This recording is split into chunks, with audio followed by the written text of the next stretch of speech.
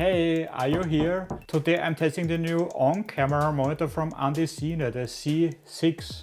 I'm using an on-camera monitor when I'm filming myself and I want to see myself like I'm doing now, or also like a replacement for the camera monitor because the on-camera monitor is much bigger. I bought it as a much needed upgrade to my old monitor, the Andycine A6. The new one has two major improvements.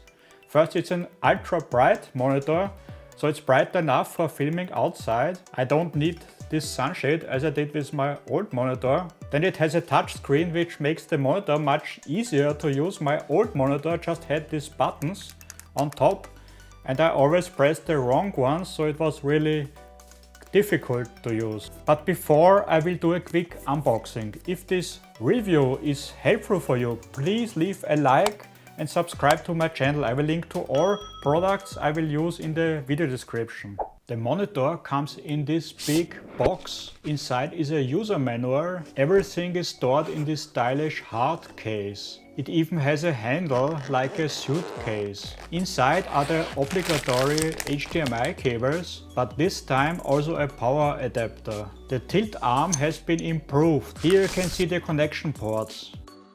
When putting on the tilt arm, be careful to align it to the small grooves so you don't scratch the frame. There is a new screw that you can loosen so that you can tilt the monitor. Also new is that you can raise the thumb screw if it is in the way of the cold shoe. No problem to put a microphone now. The Sony NPF battery is an extra buy. The fan turns on depending on the menu settings.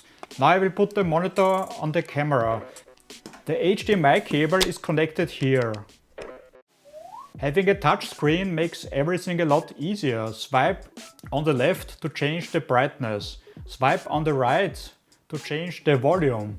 Swipe from the bottom to reveal 6 function keys. You can double tap to assign another function.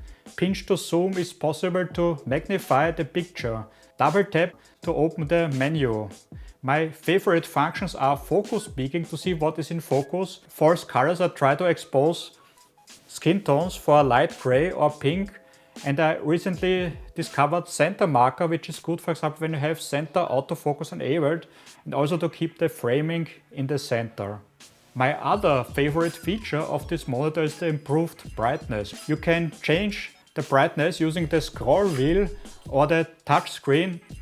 Because of this, it is also readable in sunlight, but it can get hot.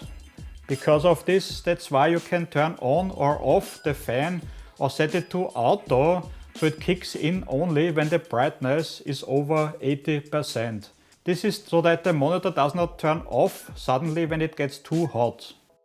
Okay, so what is my conclusion? I like the touch screen and that the monitor is so bright. With my old monitor I could not see the function keys and the menu buttons, so I was always pressing the wrong ones. The software buttons are much better. I can see now what I am pressing.